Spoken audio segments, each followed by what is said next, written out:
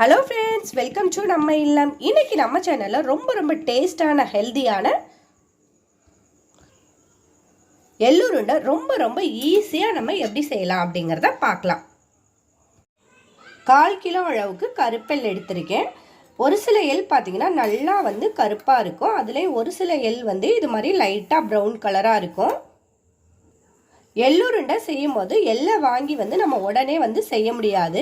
இந்த எள்ளை தண்ணி விட்டு ஒரு 2-3 தண்ணி நல்லா அலசிட்டு நல்லா கல் மண்ணெல்லாம் அரிச்சு எடுத்துட்டு வெயிலில் ஒரு நாள் ஃபுல்லாக காய வச்சு க்ளீன் பண்ணி எடுத்துக்கணும். முதல் நாளே நான் இந்த எள்ளை நல்லா க்ளீன் பண்ணி எடுத்துட்டேன். எந்த அளவுக்கு எள்ளு எடுக்கிறோமோ அந்த அளவுக்கு கருப்பட்டி எடுத்துக்கணும். சரி பங்கு கருப்பட்டி எடுத்துக்கணும். நம்ம கருப்பட்டிலையும் செய்யலாம், இல்லை வெல்லமும் சேர்த்துக்கலாம். எள்ளை ஒரு வாணலில் சேர்த்து இப்போ நம்ம வறுத்து எடுத்துக்கலாம். சவச்சவன் இல்லாமல் நம்ம நல்லா வறுத்து எடுத்துக்கலாம். அதே சமயம் கருகிடக்கூடாது. கருகிடாமல் நம்ம வறுத்து எடுத்துக்கலாம். எந்த பக்குவத்தில் நம்ம வறுத்து எடுக்கணும்னா சடச்சடன் எள்ளு பொரிஞ்சு வரும். அந்த ஸ்டேஜில் நம்ம அடுப்பை ஆஃப் பண்ணிக்கலாம். கருகாமல் வறுத்து எடுத்தாதான் எள்ளுருண்டை நல்லாவே டேஸ்ட்டாக இருக்கும். இப்போ எள்ளு நல்லாவே வாசம் வந்துருச்சு. சடச்சடன்னு பொரிய ஆரம்பிச்சிருச்சு. இந்த ஸ்டேஜில் அப்படியே அடுப்பை ஆஃப் பண்ணிவிட்டு நல்லாவே ஆற வச்சிடலாம். நல்லா ஆறட்டும். எள்ளு இப்போ நல்லாவே ஆறிடுச்சு. இதை அப்படியே ஒரு மிக்ஸி ஜாரில் சேர்த்து இதை கொரப்பாக அரைச்சி எடுத்துக்கலாம். ரொம்ப நைஸாக அரைச்சிடக்கூடாது. கொரப்பாக அரைச்சி எடுத்தாச்சு. ஃபஸ்ட் டைம் அரைக்கல, ரொம்ப நைஸாக அரைக்கக்கூடாது. இது மாதிரி அரைச்சிக்கலாம். அரைச்சி எடுத்ததை அப்படியே நம்ம ஒரு பாத்திரத்துக்கு மாற்றிடலாம்.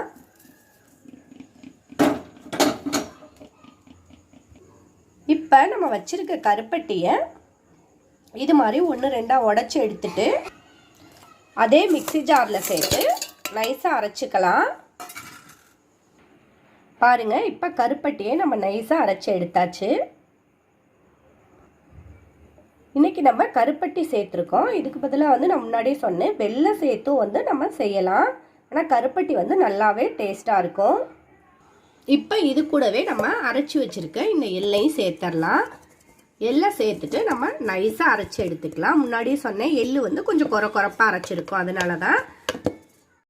இப்போ கருப்பட்டி சேர்த்து நல்லா நைஸாக அரைச்சாச்சு. இதை அப்படியே நம்ம ஒரு பாத்திரத்தில் கொட்டிக்கலாம். இது எல்லாத்தையும் சேர்த்து நம்ம நல்லா கைகளால் இது மாதிரி மிக்ஸ் பண்ணி விட்டுக்கலாம். ஏன்னா மிக்சியில் அரைச்சனால கொஞ்சம் கட்டியாக இருக்கும். அதனால நல்லா மிக்ஸ் பண்ணிடலாம். வேணாம், கட்டிகள் இல்லாமல் நல்லா உடச்சி விட்டுட்டு நம்ம இப்போ உருண்டை பிடிக்க ஆரம்பிச்சிடலாம். உருண்டை நல்லா அழுத்தி பிடிச்சிக்கலாம். நமக்கு எந்த சைஸில் உருண்டை வேணுமோ பிடிச்சிக்கலாம். இதுக்கு எண்ணெய் எதுவும் நமக்கு தேவையில்லை. ஏன்னா எள்ளுங்கிறனால இதிலே நமக்கு நல்லாவே எண்ணெய் வரும். மிக்சியில் அரைச்சிருக்கையில் கொஞ்சமாக லைட்டாக ஹீட்டாக இருக்கும். அந்த ஹீட்டோடே நம்ம உருண்டை பிடிச்சிக்கலாம். இது பார்த்தோன்னு சொன்னால் 10லேருந்து 15 நாள் வரை நம்ம வெளியே வச்சு சாப்பிட்லாம். கெட்டு போகாமல் இருக்கும்.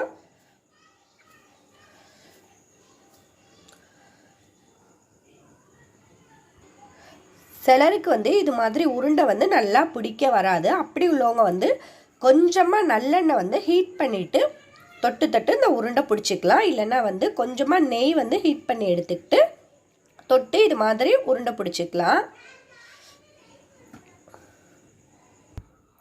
பாருங்கள், இப்போ ரொம்ப ஹெல்தியான டேஸ்டான எள்ளுருண்டை ரெடி ஆயிடுச்சு. இதே மாதிரி நீங்களும் ட்ரை பண்ணி பாருங்கள். மறக்காமல் எப்படி இருந்துச்சுங்கிறத கமெண்ட்ஸில் சொல்லுங்கள். இந்த வீடியோ உங்களுக்கு பிடிச்சிருந்தா லைக் பண்ணுங்கள், ஷேர் பண்ணுங்கள். மறந்துடாமல் நம்ம சேனலை சப்ஸ்கிரைப் பண்ணிக்கோங்க. இது போல் இன்னும் நிறைய ரெசிபிஸ் வீடியோஸ் பார்க்கலாம்.